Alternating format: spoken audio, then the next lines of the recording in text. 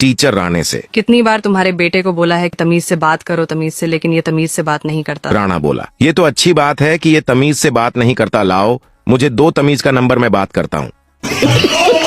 राणा अपने बेटे से, तुम्हें कितनी बार बोला कि नंबर लाओ तुमसे नहीं होता। पास खड़े आदमी ने बोला, बेटा तुम्हारे पापा ने अच्छे स्कूल में तुम्हें भेजा है, तुम अच्छे नंबर क्यों नहीं लेते।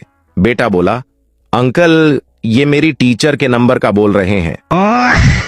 2 शेख अरबी में एक दूसरे को गालियां दे रहे थे। पास खड़े राणे ने कहा, शेख साहब हमें भी इन दुआओं में याद रखना। राणा गली में उदास बैठा था। उसके दोस्त ने उसे पूछा, यार क्यों उदास हो।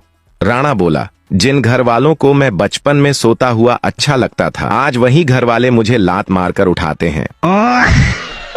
राणा जी बहुत खुश हैं क्योंकि राणा जी से आज एक औरत ने माफी मांग ली। राणा जी माफ करना, कसी मारे से हो गई।